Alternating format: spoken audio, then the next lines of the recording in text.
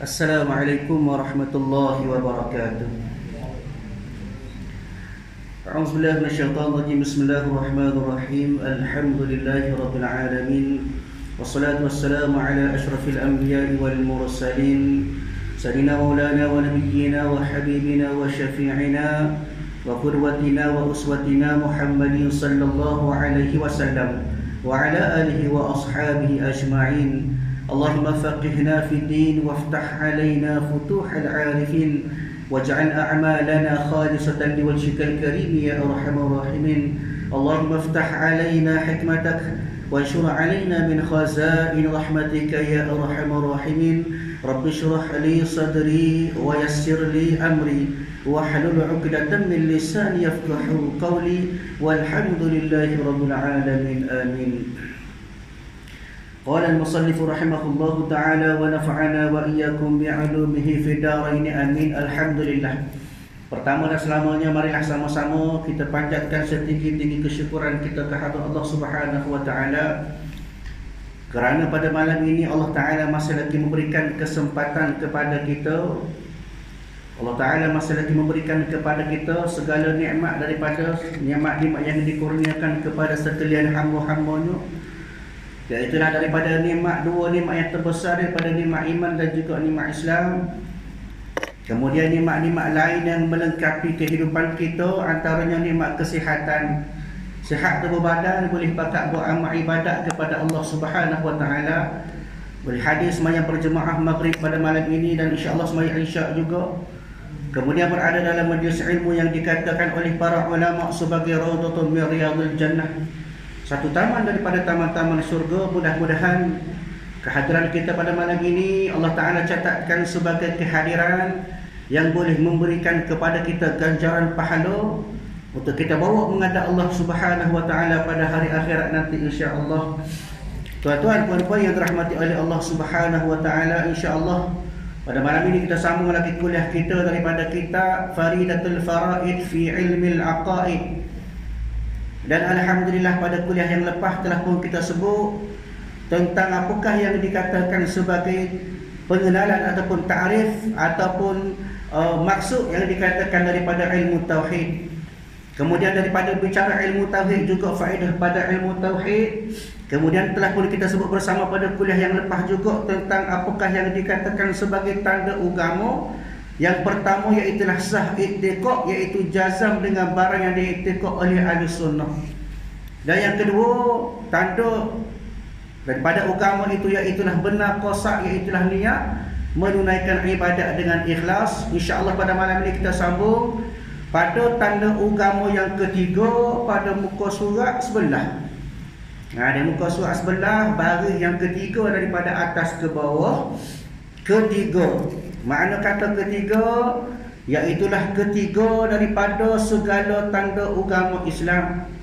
Setelah pada kuliah lepas tersebut dah, yang pertama berbetulan ataupun i'tikad kita biasa.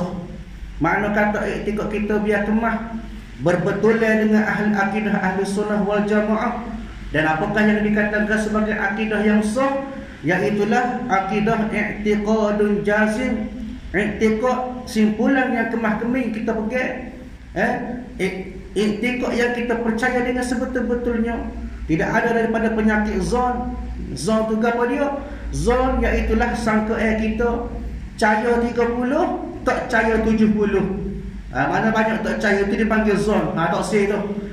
Ataupun pada syok. Syok i'tikad kita tu jadi syok. 50-50, cahaya 50, tak cahaya 50, itu sok pun tak sia juga. Dan yang ketiga, tidak ada juga daripada wahan. Lagu mana pula wahan? Iaitulah sangkaan yang salah. 70 tak cahaya, 30 cahaya. Ketiga-tiga ini adalah daripada fahaman ataupun i'tikad yang tidak jazim, tidak kemah-keming. Hendaknya biasa 100%. Keimanan kita kepada Allah Ta'ala, i'tikad kita biar kemah, simpulan hati kita biar kemah berteraskan kepada i'tikad Ahlus Sunnah wal Jamaah. Yang pertama. Yang kedua, benar qasad, iaitulah niat kita buat amal ibadat biar ikhlas. Sebagaimana kita insyarah pada kuliah lepas kita sebut dah apakah yang dikatakan sebagai ikhlas.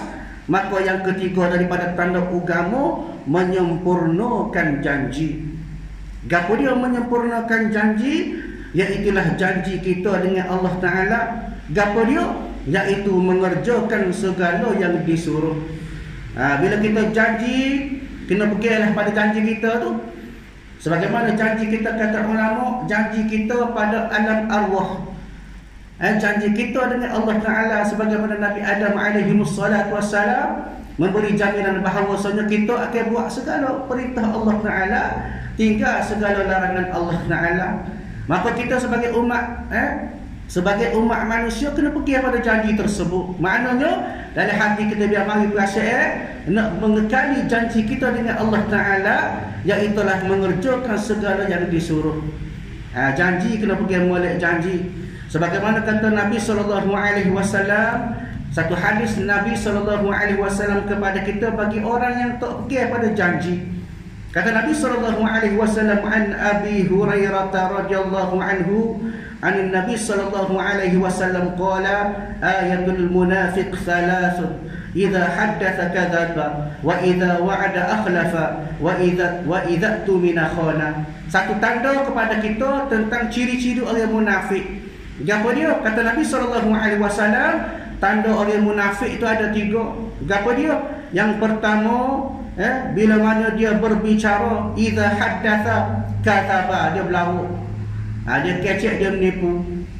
Dia dengan makhluk pun tak boleh menipu dah. Dengan Allah Ta'ala lagilah tak boleh menipu. Kita semaya subuh kita baca Al-Fatihah, iyyaka na'budu wa iyyaka nasta'in. Semaya subuh kepada iyyaka na'budu, kepada engkau lah kami sembah, wa iyyaka nasta'in, dan kepada engkau jugalah kami minta tolong. Semaya subuh kita baca. Tapi tak ada zuhur kita buat salah dengan Allah Ta'ala, buat dosa dengan Allah Ta'ala. Maknanya kita bila mana dalam keadaan tersebut, kita juga kalangan orang munafik.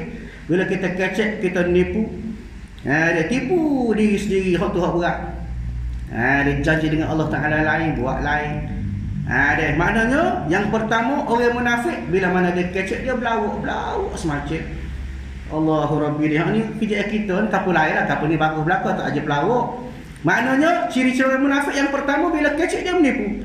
Yang kedua, wa idza wa'ada akhlafa, jika dia berjanji dia mungkir janji dia.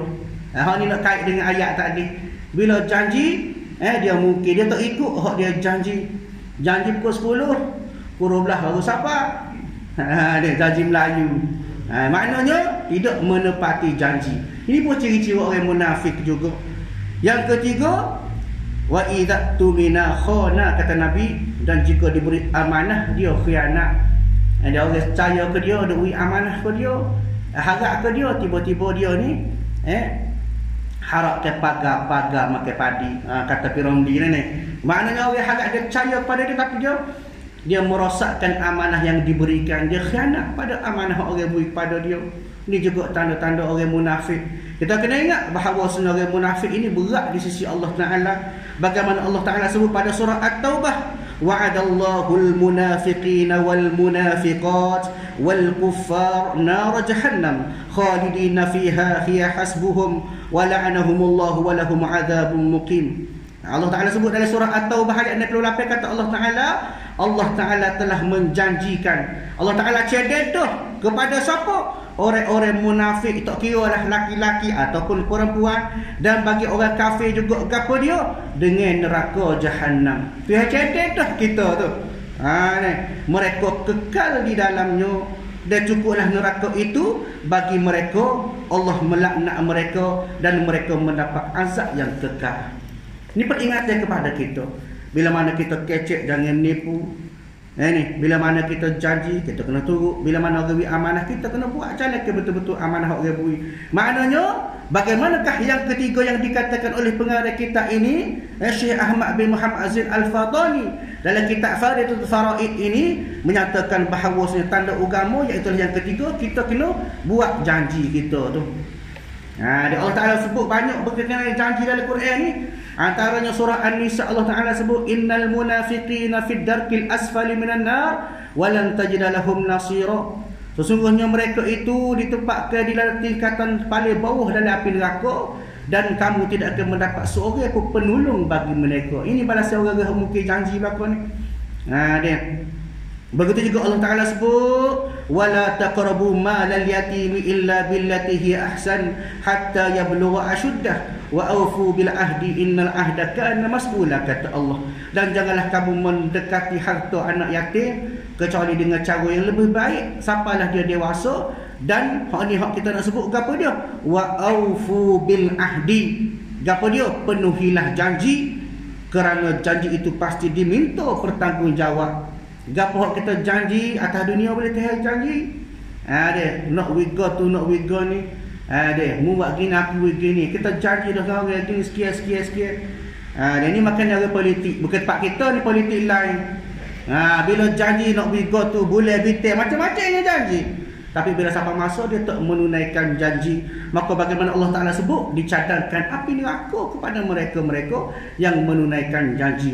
Dan kita, janji kita dengan Allah Ta'ala iaitulah mengerjakan segala yang disuruh. Ingat, buat semua.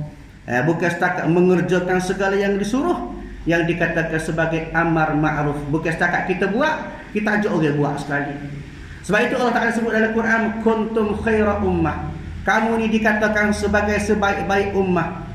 Bila ta'muruna bil ma'ruf, yang pertama sipil nak jadi yang terbaik, ta'muruna bil ma'ruf, buat benda baik, suruh benda baik, ajak benda baik. Wa tanhauna 'anil munkar, mu kena cegah benda-benda buruk, benda-benda munkar. Bukan setakat mu cegah, mu pun tak usah buat lah. Ni kita larang orang, kita buat, kapu lain, kapu ni bagus belaka. Maknanya bila kita larang buat benda buruk, kita pun jangan buat. Dia tanhauna 'anil munkar, kita cegah. Dia sebagaimana hadis Nabi sallallahu alaihi wasallam sebut kepada kita, bagaimanakah kaedah pencegahan sesuatu benda. Idza ra'aitu munkaran, bila mana mu tengok benda-benda buruk, benda-benda munkar, falyughayyiru biyadihi, mu kena cegah dengan tangan. Bermakna bi qudratihi, dengan kekuatan kamu, mu ada kuasa mu cegah, mu ada kudrat mu cegah. Jangan buat benda munkar, jangan buat benda buruk.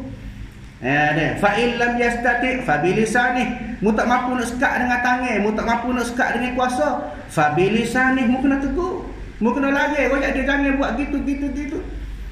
Tak boleh juga. Fa in lam yastati' fa biqalbih, tak boleh juga nak lari dengan tangan, nak sekat tak boleh, nak royak dengan mulut tak boleh, maka dengan hati. Mu kena cegah dengan hati. Makna kata kita tak reda dia buat maksiat. Dia fadzalika ad'aful iman, maka sesungguhnya cegah dengan hati adalah selemah-lemah iman. Sebab itu kita, bila kita tengok benda mungkar, bila kita tengok benda-benda maksiat, cegah. Tak boleh cegah dengan tangan, tak boleh cegah dengan mulut, lari. Tak boleh juga sekukuh kita cegah dengan hati, tak reda atas maksiat tersebut. Kalau tidak, kata ulama, marrada bil maksiati maksiatun. Mu reda dengan maksiat, maka atasmu tu boleh sihir juga maksiat. Seolah-olah musubahat. Dia marrada bil kufri kufrun. Pada siapa yang reda atas kekufuran, maka seolah-olah dia ni ada sihir juga atas kekufuran tersebut. Makna kata kena cegah. Dia tanhauna 'anil munkar. Maknanya dua ciri orang-orang yang dikatakan sebagai khairat ummah, sebaik-baik ummah, ta'muruna bil ma'ruf, tanhauna 'anil munkar. Yang ketiga, kesempurnaan dia kepada wa tu'minuna billah. Bila mana mu cegah, bila mana mu suruh buat benda baik, mu cegah benda munkar, yang akhir sekali mu beriman kepada Allah, maka kamu, kata Allah Ta'ala, khairat ummah, sebaik-baik daripada ummah. Maknanya kita nak jadi baik, terbaik di sisi Allah Ta'ala. Itulah konsep dia, sipir dia mudah ya. Ni kadang-kadang kita ngaku kita hebat, kita ni berapak di sisi Allah Ta'ala. Kita ni Allah Ta'ala kasih, sedangkan kita tak ikut sipir dia. Dia maknanya nak kepada yang ketiga tadi, ciri-ciri daripada tanda agama, kita buat janji iaitu mengerjakan yang disuruh. Dan yang keempat, ketiadaan melampaui singkat, iaitulah ketiadaan melampaui hak dia tu. Gapo dia? Iaitu meninggalkan segala larangan. Supaya tadilah, yang ketiga tadi, kita suruh benda baik, kita buat benda baik, tanhauna 'anil munkar, kita cegah benda munkar, kita sekat daripada benda-benda maksiat kepada Allah Ta'ala. Maka itu adalah daripada benda-benda ataupun perkara-perkara yang dikatakan sebagai tanda kita beragama. Dia kalau tak cukup 4 dia, maka kita dikatakan sebagai la yukammil dinuhum, tidak sempurna dari segi agama kita tu. Agama tu ada dah, tapi tak sempurna. Kenapa? Atas sebab kita tidak menepati 4 daripada tanda-tanda agama hak sebut tadi. Baik, sama lagi. Dan melengkapi agama itu atas 3 perkara. Apa dia? Islam, iman dan ihsan. Ini yang dikatakan 3 serangka yang menjadi pelengkap kepada agama Islam itu sendiri. Bermula Islam itu, maknanya pengarah kita ini Syekh Ahmad bin Muhammad Zain Al-Fatani ini nak hura kepada kita apakah yang dikatakan 3 perkara yang melengkapi agama. Bermula Islam itu apa dia? Mengikut dan menerima oleh zahir seseorang. Maknanya kita ikut, kita terima oleh zahir seseorang akan barang yang mendatangkan dia. Maknanya benda-benda hak dibawa, benda-benda hak buat mari oleh dia akan perkara itu. Oleh siapa? Oleh Nabi Muhammad sallallahu alaihi wasallam. Gapo hak Nabi bawa, kita kena ikut. Bukan setakat kita ikut, kita kena terima. Dia terima hak Nabi bawa, kena terima, kena ikut gapo hak Nabi bawa. Daripada segala barang, makna daripada segala benda-benda hak dibawa oleh Nabi tadi yang diketahui daripada agama dengan darurah. Apa maksud yang diketahui daripada agama dengan darurah tu? Artinya dengan ketiadaan fikir dan bicara. Bila Nabi bawa tak suruh fikirlah kita ni kerja Nabi. Nabi bawa kepada kita itu kerja dia. Kerja kita terima, kita turut. Tak payah fikir dah. Kita tak payah Nabi, tugas Nabi dah. Kenapa? Kerana Nabi bagaimana juga Rasul sallallahu alaihi wasallam diutuskan oleh Allah Taala untuk menyampaikan risalah kepada kita. Kita menerimalah. Terima tu tak sadar tika. Yolo ko. Betul ko. Tak payah tika. Kenapa? Kerana mereka ini sudah terbukti kerasulan mereka dilantik oleh Allah Taala. Bukan lantik sebab kita mesyuarat. Dia sebab lantik tak ngulu. Tidak. Dipilih oleh Allah Ta'ala insanul mukhtarun. Allah Ta'ala pilih mereka-mereka ini. Maknanya bila mari sesuatu perkara kita terima. Tak payah dia ta'awil, tak payah dia kaji, tak payah dia apa lah. Sebab apa? Sebab mereka ini sudah diberi oleh Allah Ta'ala akan amanah untuk menyampaikan risalah daripada Allah Ta'ala, wahyu-wahyu daripada Allah Ta'ala. Maknanya dengan ketiadaan fikir, tak suruh fikir, tak suruh tilik dan bicara, tak suruh banyak kecek. Ikut apa hak Nabi suruh, tinggal apa hak Nabi larang. Seperti 2 kalimah syahadat. Di 2 kalimah syahadat, maknanya apa yang dibawa oleh Nabi antaranya 2 kalimah syahadat sebagai satu penyaksian kita. Apa dia 2 kalimah tu? Bahawasanya Allah Ta'ala itu adalah ilahi, Tuhan yang layak disembah. Tak ada dah melainkan Allah Ta'ala. Dan juga kalimah yang kedua, Muhammad itu pesuruh Allah. Itu 2 kalimah. Syahadah ni dikatakan sebagai penyaksian kita. Syuhud, penyaksian kita kepada Allah Ta'ala bahawasanya 2 benda ni hak kita ikrar. Bukan setakat ikrar bil lisan, bukan setakat sebut dengan mulut. Walakinna fi qalbi aidan, tapi dalam hati juga mari juga. Ni kita jangan sebut saja mulut tu, jangan doa saja, yang mari serta dengan hati. Sebab apa? Sebab bila mana kita sebut ada la ilaha illallah, asyhadu an la ilaha illallah, aku bersaksi bahawasanya tiada Tuhan yang disembah melainkan Allah. Maknanya mulut kita sebut, kita penyaksi bahawasanya Allah Ta'ala tu Tuhan yang disembah, maka dalam hati kita mari perasaan kita. Perasaan kita nak membesarkan Allah Ta'ala. Perasaan kita sebagai seorang hamba. Perasaan kita sebagai makhluk. Ya mari serta. Ni kadang-kadang mulut oyak, hati tak tahu apa. Fikir tak tahu apa pandai sebut ya. Di atas kanan dia bukan mari lagi Islam. Sebab apa? Islam apa? Apa Islam, maka kita pun Islam. Kadang-kadang syahadah pun kita tak faham. Ada kapal lain lah, kapal ni faham belaka syahadah. Alhamdulillah. Bila sebut syahadah, apa dia syahadah? Tak tahu. Mengucap pandang mengucap. Kenapa tidak ada orang kata sebagai pemahaman dia dalam kalimah 2 kalimah syahadat tersebut. Di maknanya biar mari serta. Bukan setakat lisan kita sebut, hati biar mari, perbuatan kita pun dalam masa yang sama tu serta. Di maknanya Yang dibawa oleh Rasul, dibawa oleh Nabi, semua kita turut belaka. Dan sembah ya, begitu juga sembah ya. Bagaimana kata Nabi SAW? Nabi kata, "Sallu kama ra'aitumuni usalli." Musmayalah sebagaimana mu tengok aku semaya. Maka kita hak jenis malah kita kata kan? Oh, Nabi kata kalau tengok dia semaya, kita tak ada tengok Nabi semaya, tak payah semaya ya. Dah ulama gambaran tafsiran daripada ulama-ulama sebut pula. Ulama kata kan? Sallu kama alimtumuni usalli, kata ulama. Mu semaya sebagaimana mu tahu cara aku semaya. Lagu mana nak tahu? Bagaimanakah yang ditunjukkan oleh para ulama kepada kita melalui sahabat? Sahabat tengok Nabi, maka sahabat turut Nabi, sahabat buat seperti Nabi. Maka tabi'in tengok sahabat, sahabat tengok Nabi, maka tabi'in tengok sahabat, tabi'in ikut sahabat, buat seperti Nabi semaya lagu tu juga. Begitulah sapa kepada kita pada hari ini. Maknanya ikut gapo hak Nabi bawa. Jangan ikut kepada zahir. Kita kena faham boleh. Ini antara pemahaman masyarakat sekarang. Bahawasanya nak tengok, nak pergi Quran dan hadis mata-mata. Ini satu masalah juga. Banyak berlaku dalam masyarakat kita. Sedangkan kita faham Quran juga, innal Qur'ana zahiran wa batina. Quran ni ada hak zahir, ada hak batin. Makna kata Quran ni ada hak kita baca tu kita faham selalu. Dia ada tu dipanggil sebagai ayatul mutasyabihah, ayat yang perlu kepada huraian pula. Lagu mana ayat hak kita faham selalu. Contoh kita katakan qul huwallahu ahad, katakanlah Allah Taala tu esa. Kita faham lagi dah. Maknanya Allah Taala tu tunggal, tidak dua. Itu antara ayat yang zahir, ayat yang kita baca tu kita faham selalu. Begitu juga ayat yang mutasyabihah, ayat nak kepada huraian. Allah Taala sebut dalam Quran, yadullahu fawqa aydihim, tangan Allah di atas tangan-tangan mereka. Lagu mana pula Allah Taala ada tangan ke? Kalau pergi pada zahir ayat, kita kata Allah Taala ada tangan lah.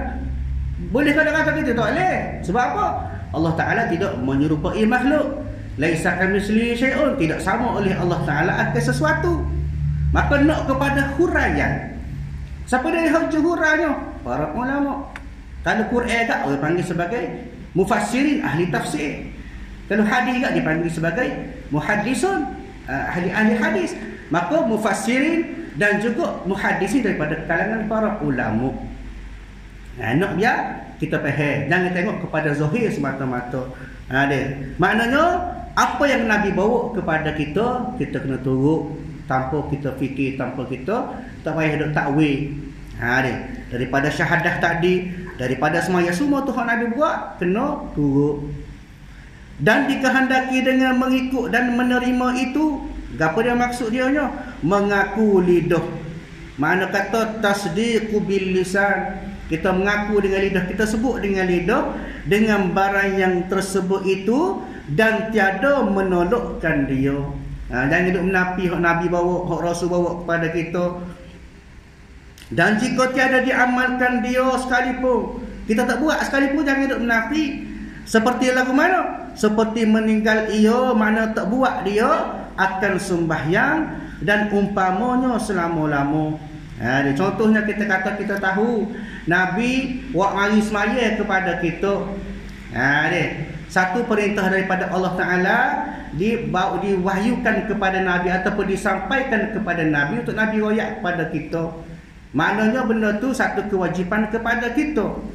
Kita tak buat, dalam masa yang sama kita percaya, kita percaya kepada perintah wajib tu. Maka kata ulama, hukum dia di sini tak jadi kufar, tak jadi kufur.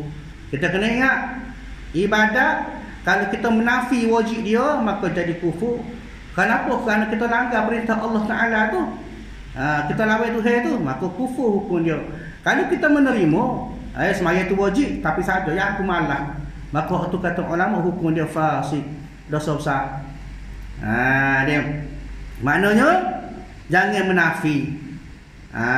Sebab tu dalam ibadat tak boleh gurau. Kita kena ingat, hukum riddah tak boleh walaupun bergurau. Hukum murtad dia berlaku atas 3 sebab. Yang pertama dengan iktikad kita percaya bahawasanya Allah Ta'ala ni buat alam dengan ada pembantu. Contohnya Maka itu itikad tu dalam hati, tak sebut, tak buat, tapi mari mikir, mari sebut dalam hati kita, maka hukum dia kufur. Hak tu melalui bil i'tiqad dengan pegangan kita. Yang kedua bil lisan dengan lidah kita, walaupun bergerak. Contoh kita katakan, sembahyang tak wajib pada aku, bapakmu wajib, maka hukum dia kufur selalu tu.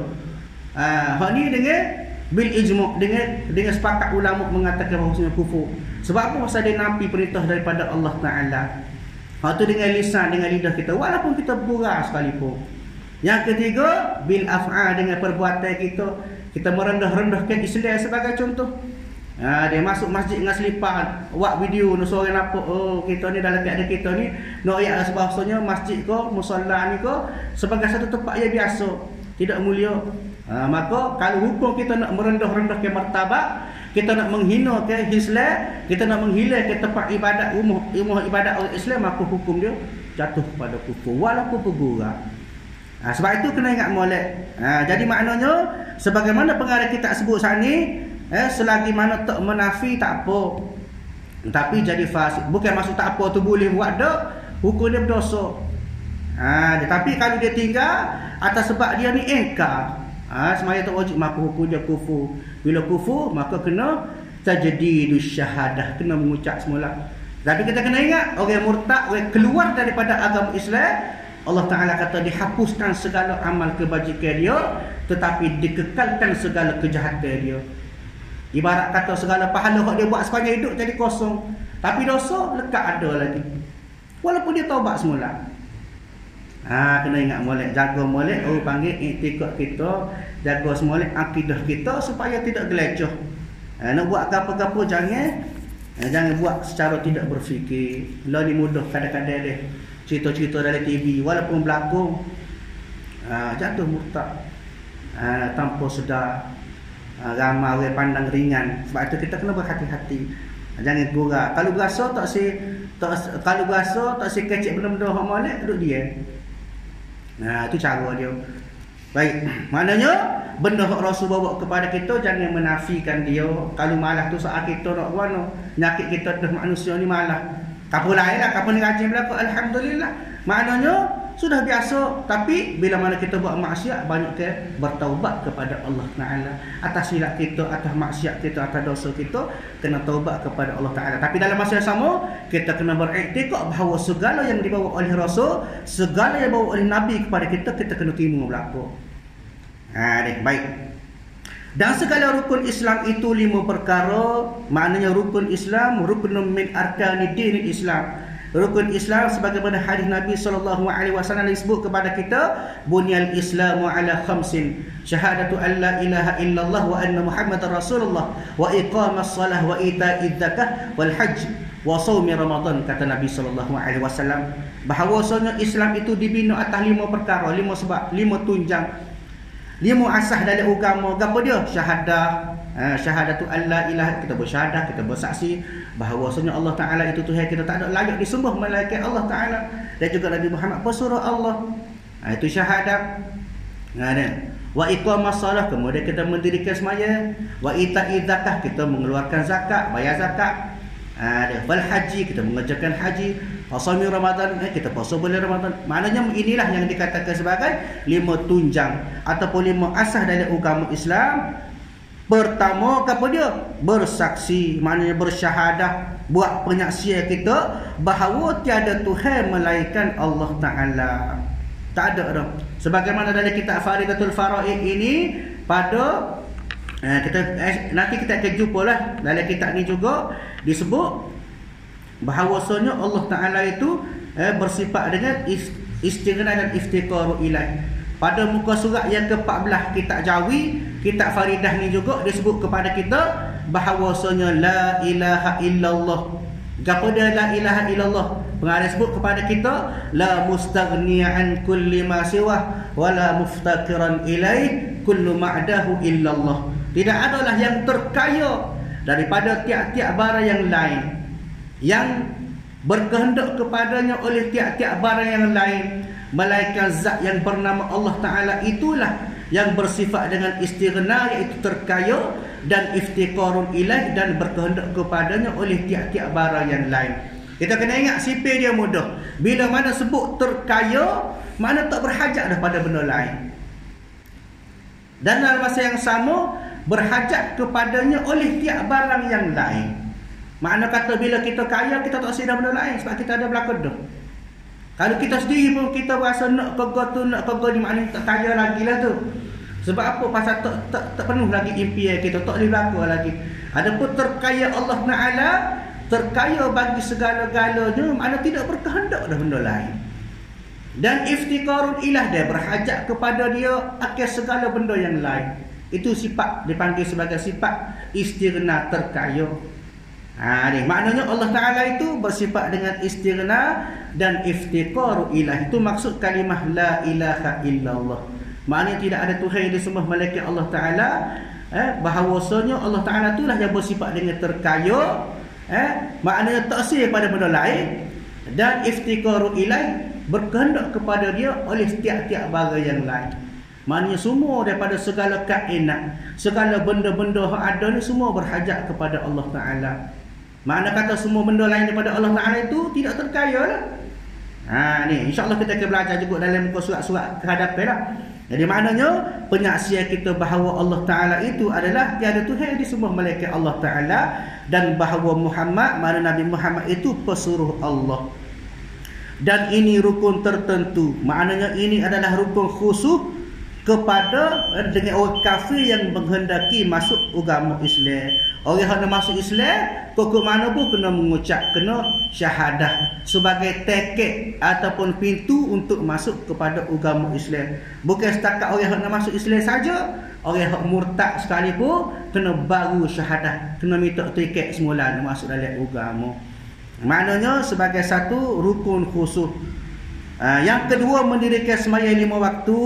Yang ketiga, memberikan zakat, iaitulah membayar zakat. Yang keempat, puasa pada bulan Ramadan. Dan yang kelima, haji akan Baitullah bagi mereka yang kuasa kepadanya akan jalan. Maknanya mereka mampu ke Baitullah. Masuk mampu lah ke mana? Ada 3. Yang pertama, mampu dengan duit. Ada duit, ada cukup. Yang kedua, dengan tenaga dia, ring dia. Kadang-kadang ada duit, tenaga tak ada, tak mampu juga. Kadang-kadang tenaga ada, PT tak ada, tak mampu juga. Yang ketiga, sampai masa, kalau kita tak berhaji lah, dia susun ni. Dia atur ni, tahun kita berapa tahun lagi kahwin ni, berapa tahun lagi. Maknanya sampai masa kita sampai ke sana. Tak cukup 3 syarat ni, maka dikira tidak mampu. Walaupun harta kita banyak, tanah bereka-eka, PT berpuluh-puluh ribu dalam akaun, tapi tak cukup syarat ni, tak sampai masa, terutamanya tak boleh nak pergi kita. Jadi maknanya cukup syarat bagi mereka yang kuasa, maknanya mampu kepadanya akan jalan, maknanya menuju ke Makkahul Mukarramah untuk mengerjakan haji. Tuan-tuan, puan-puan yang dirahmati oleh Allah Subhanahu Wa Taala, sebagai kesimpulan pada malam ini, itulah yang dikatakan sebagai perkara-perkara yang berkaitan dengan Islam.